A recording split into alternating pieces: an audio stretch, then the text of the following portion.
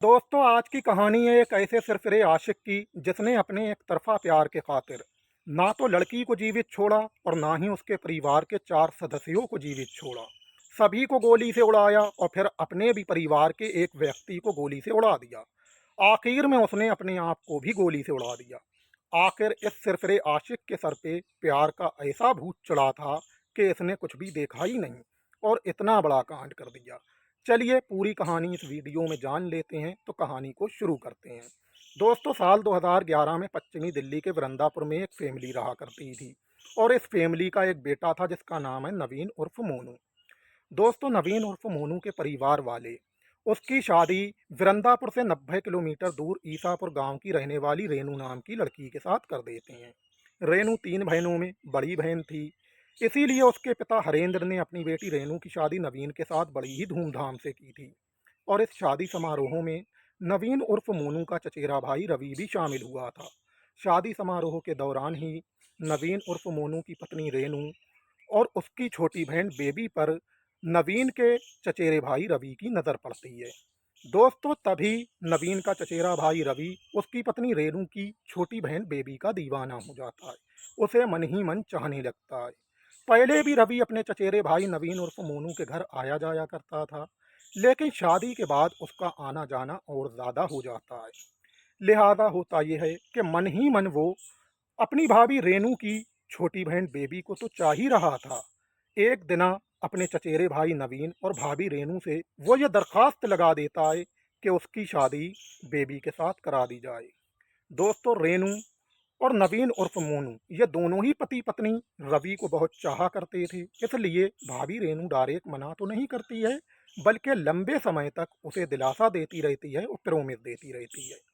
फिलहाल दोस्तों, जैसे ही रवि घर में से जाता है वैसे ही रेनू अपने पति नवीन से कहती है कि अगर रवि के साथ बेबी की शादी करा दी गई तो ये तो बेरोजगार है, कोई काम धंधा भी नहीं करता है, ये आखिर बेबी को कहाँ रखेगा और क्या खिलाएगा पिलाएगा। फिलहाल दोस्तों, लंबे समय तक भाभी रेनू जो है अपने चचेरे देवर रवि को यही कह कह के टालती रहती है कि करा देंगे, बात करेंगे।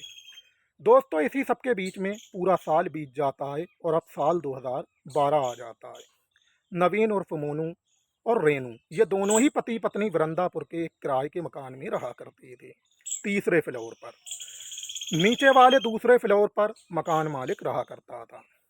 सितंबर 2012 में आता है रवि और कहता है अपने भाई नवीन और भाभी रेनू से कि तुम उसकी शादी अपनी बहन बेबी के साथ कराओगी या नहीं।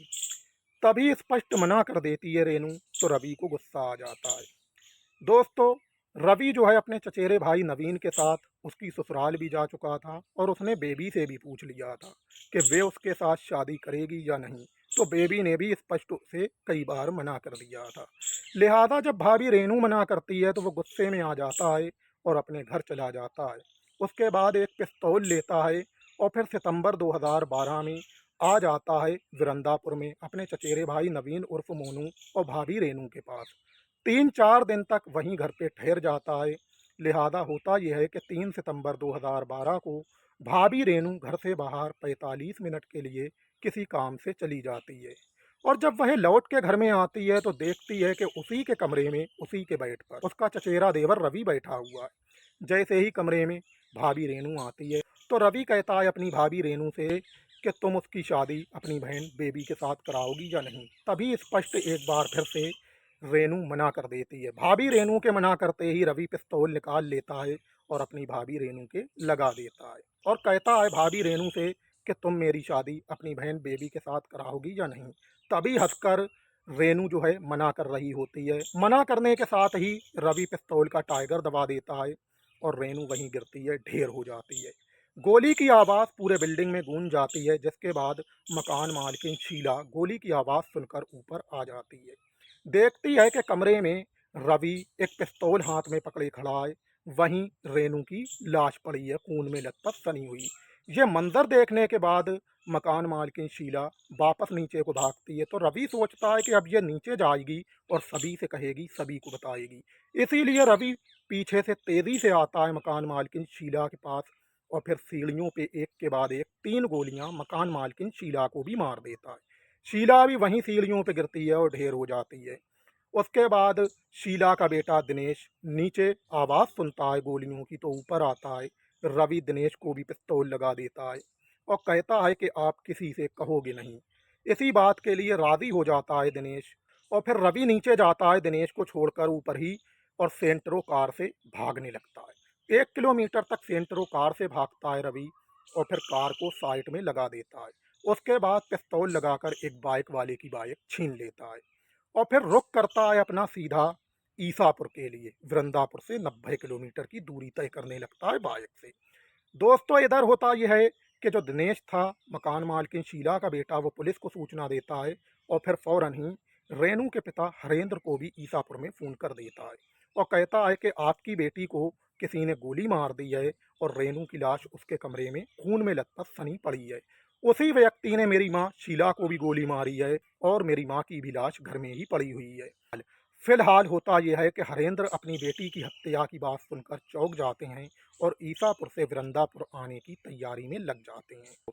दोस्तों, कुछ ही घंटे बीतते हैं कि ईसापुर से हरेंद्र जो हैं वृंदापुर आने की तैयारी में लगे ही हुए थे। तभी वो देखते हैं कि उनके घर के दरवाजे पे आकर एक बाइक रुक जाती है, जिस पे से रवि उतरता है और हरेंद्र के पास जाता है और कहता है कि तुम अपनी बेटी बेबी की शादी मेरे साथ करोगे या नहीं। इतना सुनने के बाद हरेंद्र को गुस्सा आ जाता है, और वो कहते हैं कि मुझे खबर मिली है कि वृंदापुर में मेरी बड़ी बेटी रेनू को किसी ने गोली मार दी है, और उसकी लाश उसी के घर में पड़ी हुई है। हम लोग जाने की तैयारी कर रहे हैं, और ऐसी दुख भरी घड़ी में तू इस तरह की बेहूदी बात कर रहा है, कई बार मना करने के बावजूद भी। हम अपनी बेटी बेबी की शादी तेरे साथ नहीं करेंगे। इतना सुनने के बाद रवि को गुस्सा आ जाता है और पिस्तौल निकाल के एक गोली हरेंद्र को भी मार देता है। हरेंद्र वहीं घर के सामने गिरते हैं और ढेर हो जाते हैं। गोली की आवाज़ सुनकर पड़ोसी इकट्ठा हो जाते हैं, लेकिन दोस्तों, ये सब मंजर देख रही थी बेबी भी खड़ी हुई घर के दरवाजे में, जिसे रवि चाहा करता था। अब हरेंद्र को गोली मारने के बाद सीधा रवि घर में जाता है और बेबी का हाथ पकड़ता है, घर के मेन दरवाजे में कुंडी डाल देता है। उसके बाद बेबी को एक कमरे में ले जाता है, पिस्तौल लगाता है बेबी को और कहता है कि तुम मेरे साथ शादी करोगी या नहीं। बेबी स्पष्ट मना कर रही होती है, तभी वह पिस्तौल का टाइगर दबा देता है और बेबी भी वहीं गिरती है, कमरे में ढेर हो जाती है। उसके बाद पड़ोसी चारों तरफ से घर को घेर लेते हैं, और कोई पड़ोसी पुलिस को सूचना दे देता है, जिसके बाद पुलिस मौके पर पहुंच जाती है और घर को चारों तरफ से घेर लेती है। लिहाजा पुलिस जो है घर की कुंडी खटखटाती है और कहती है, रवि तुम चारों तरफ से घिर चुके हो, तुम खुद को सरेंडर कर दो और पुलिस के हवाले कर दो। लिहाजा कोई भी जवाब नहीं आता है। कुछ देर के बाद पुलिस मजबूरन घर के दरवाजे को तोड़ते हुए घर के अंदर इंटरक्शन करती है, रवि और बेबी को तलाशना शुरू कर देती है। जब पुलिस तलाशते हुए बेबी और रवि के कमरे तक पहुंचती है, तो देखती है कि जहां खून में लथपथ सनी हुई बेबी की लाश पड़ी है, तो वहीं रवि की भी लाश खून में लथपथ सनी हुई पड़ी है। दोस्तों, अब इधर वृंदापुर में दो लाशें पड़ी हुई थी, मकान मालकिन शीला और हरेंद्र की बड़ी बेटी रेनू की। वहीं ईसापुर में 3 लाशें पड़ी हुई थी, पिता हरेंद्र की और उनकी बेटी बेबी, और वहीं सिरफिरे आशिक रवि की। पुलिस सभी लाशों को पोस्टमार्टम के लिए भेज देती है। इधर वृंदापुर में पुलिस जब लाशों को पोस्टमार्टम के लिए भेजती है, मकान मालकिन शीला और रेनू की, उसके बाद घर की तलाशी लेती है। लिहाजा होता यह है कि इधर ईसापुर से भी पुलिस तीनों लाशों को उठाती है और पोस्टमार्टम के लिए भेज देती है। लेकिन वृंदापुर की पुलिस बाद में जांच पड़ताल में लग जाती है और रेनू के पूरे घर की अच्छे से तलाशी लेती है, लेकिन कहीं कुछ मिलता नहीं है। रात के 11 बजे पुलिस चली जाती है। अब पुलिस जो है पता करती है आखिर रेनू का पति नवीन उर्फ मोनू कहाँ है। मोनू का हर तरह से पता कर लिया जाता है और पुलिस सारे हथकंडे अपना लेती है, लेकिन कहीं से मोनू का कोई सुराग नहीं लगता है।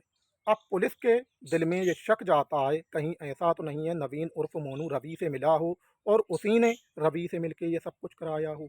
लिहाजा तरह तरह के इल्ज़ाम अब लगने लगते हैं नवीन उर्फ मोनू पे भी। लेकिन दोस्तों, कहीं से नवीन उर्फ मोनू का पुलिस को कोई सुराग नहीं लगता है, काफ़ी जांच पड़ताल करने के बावजूद भी। अब पब्लिक बिगड़ने लगती है और पुलिस के खिलाफ नारेबाजी करने लगती है। पुलिस पे दबाव पड़ता है। रात के 12 बजे एक बार फिर से पुलिस आ जाती है वृंदापुर में रेनू के घर पर। घर की खूब अच्छे से तलाशी लेती है और जब बेड को खोल के देखती है, तो बेड के अंदर नवीन उर्फ मोनू की भी लाश रखी हुई थी। दोस्तों, आपको बता दें कि भाभी रेनू जब 45 मिनट के लिए घर से बाहर गई थी, उसी वक्त रवि ने अपने चचेरे भाई नवीन उर्फ मोनू के सर पे बदनीली वस्तु से हमला करके उसे भी मौत के घाट उतार दिया था और उसकी लाश को बेड के अंदर छुपा दिया था। बेड को बंद किया और वो बेड के ऊपर ही बैठ गया था। तो दोस्तों, छेओं की छेओ लाशें अब पुलिस को मिल चुकी थी, लेकिन पुलिस अब इसमें कर क्या सकती है, क्योंकि आरोपी खुद भी मर चुका था और उसने अपने आप को भी गोली से उड़ा दिया था। अब ट्रायल किस पे चलता और सजा किसे मिलती, इसीलिए ये फाइल भी हमेशा हमेशा के लिए बंद हो जाती है। तो दोस्तों, ये थी सिरफिरे आशिक रवि की कहानी। पूरी कहानी आपके सामने रख चुका हूँ, कैसे इसने लड़की के परिवार के 4 लोगों को मौत के घाट उतारा और वहीं इसने अपने भी परिवार के एक शख्स को मौत के घाट उतारा और फिर बाद में खुद को भी गोली से उड़ा दिया। आखिर ये सिरफिरा आशिक कैसा था, इस पे कैसा प्यार का भूत चढ़ा था, आप लोगों की क्या समझ में आता है, आप लोग कमेंट बॉक्स में बताना। दोस्तों, ये कहानी अच्छी लगी हो तो लाइक करना, सब्सक्राइब करना, हो सके तो दोस्तों में शेयर भी कर देना। फिलहाल अब आप लोग ये सोच रहे होंगे कि आखिर कहानी सुनकर हमारा क्या फ़ायदा हुआ। अब आपको आपके फ़ायदे के बारे में ज़रूर बताता चलूँ कि सच्ची घटनाओं कहानियाँ जो गुलजार खान यूट्यूब चैनल के माध्यम से आप लोगों के सामने लेकर आता हूँ, वो इसलिए लेकर आता हूँ कि आप लोग गुलजार खान यूट्यूब चैनल के माध्यम से सच्ची घटनाओं कहानियाँ सुनो और फिर क्राइम से 2 कदम दूर रहो। पढ़ो लिखो, अच्छे इंसान बनो, इंजीनियर बनो, डॉक्टर बनो, साइंटिस्ट बनो और साइंटिस्ट बन के अपने प्यारे देश भारत के लिए अच्छी-अच्छी मिसाइलें बनाओ, अच्छे-अच्छे फाइटर जेट बनाओ, अच्छे-अच्छे डिफेंस सिस्टम बनाओ, ताकि हमारा प्यारा देश भारत आगे चल के चीन जैसे खतरनाक दुश्मन का सामना कर सके। यही गुलजार खान यूट्यूब चैनल के माध्यम से देश के नौजवानों को सच्ची घटनाओं कहानियाँ सुनाने का मतलब है। और यही गुलजार खान यूट्यूब चैनल की देश के नौजवानों को सीख और यही गुलजार खान यूट्यूब चैनल की देश के नौजवानों को हिदायत। प्यारे दोस्तों, अगले ब्लॉग में बहुत जल्द ही मिलूंगा इंशाअल्लाह। जब तक के लिए हमें दीजिए इजाज़त।